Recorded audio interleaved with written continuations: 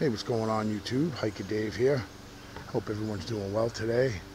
I want to show you a prime example of sign that I find. And there's a house right over there. I can see the guy's house. He's actually mowing his lawn. I'm right on the outskirts of the park, of the forest, state forest. And I love this thing. Straight across. You've got this leaner right here. Love how it's weaved in between these two. That is very cool. It's not touching the ground. Comes up in between there, field goal. Then here, and leans right on this long, straight piece of deadfall. And you got this little guy hanging right on it, and you got the V. This runs right through it, all the way down, right through, completely suspended. There ain't a chance in Hades that thing fell from up there and landed perfectly in between these two. This just magically fell right after it. This as well, this little guy here, see it? Magically fell there, of course, and then lands here again. Oh, I'm sorry, lands like that. This is what I look for. This is what people will call me crazy for, because nature could have done it. There's no way nature put this thing here and did all the rest of this stuff. All of this, to me, obvious sign, obvious to me, obvious. No way. And what I find very interesting is it's almost a barrier. It almost, was coming from the forest behind me. That just looks like a stop sign. Stop, don't go further, or just to let someone know, something know that there's a house right there. I mean, this guy's mowing his lawn right here, has no idea that this is right in his backyard.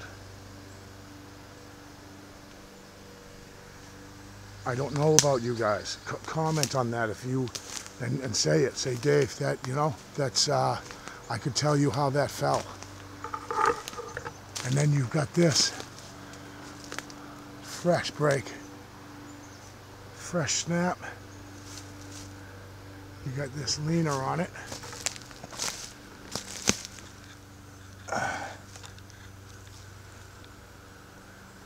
It comes up and leans right on this break.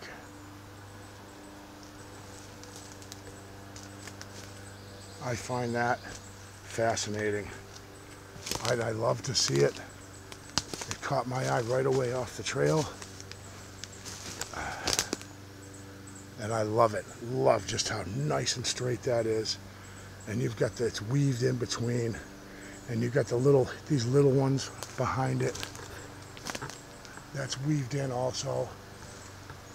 I believe this here to be typical Sasquatch sign. Because I'll tell you right now, if I can't see the damn thing, I can at least tell where it's been. I do ultimately would like to spot one. A Bigfoot, I mean. But if I can't, and this is as close as I can get to knowing that they're in this area, I'll take it. I love it. That to me is a sign. And I kind of, if there's people out there that think that this is ridiculous, I really don't give a crap, because to me, my theory, my thoughts, is that this is placed here. This was put here. Could a person have done it? Without a doubt, a person could have hung every one of these. No question. So I'm not saying that a person couldn't have done this. But my point is how interesting would it be, guys, if a person didn't do this. Nature sure as heck did not drop this thing perfectly like this. So you rule out nature. I rule out nature right off the bat just because of the complexity of the whole thing. That leaves humans did it. Well, that's interesting to me as well, because I don't believe so. And I can say that because it's my opinion. Yes, absolutely, people out there that say, Dave, it's just a fallen stick. Nope, there's too much going on. There's too much going on. Too much happening all right here. That excites me. And what I have been saying over and over is how close they are to us. Look at, you got this thing here, right behind me, wedged down in here. Oh, sorry, ouch. Yes, sister, I just hit my head on a branch. You know, there's another example, and that again, could it have fallen from a tree? That's possibly nature. I have to admit that. Not that bad, Larry, back there though. There's no way. This is perfect, a perfect example, in my humble, brand new research opinion. Sasquatch left that thing there.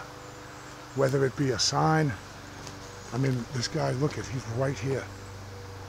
This is almost his backyard. And the ranger station, I'll walk you right to it, where I parked.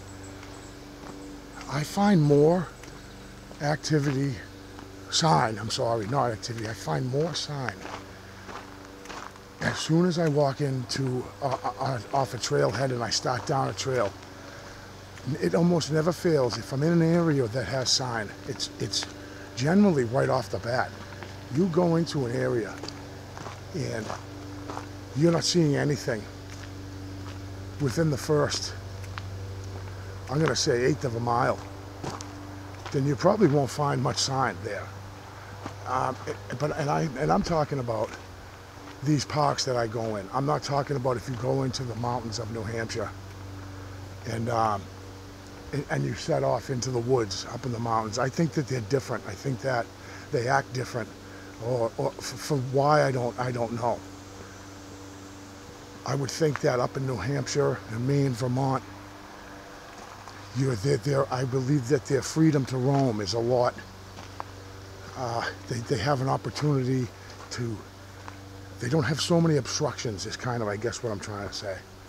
That if you were traveling, say a Sasquatch travels from New Hampshire and is coming down through Massachusetts, the wooded area that it's traveling through gets, of course, smaller and smaller and smaller, and there's many pinch points and highways that they would have to cross, and that's why I think I see more sign clustered closer to the road, people's yards, right in the parking areas of these parks that I go to, because there's a lot going on for them to be made aware of. I don't know. This subject drives me crazy, guys. Thank you very much for clicking. It's been a long day. I'll see you guys on the next one.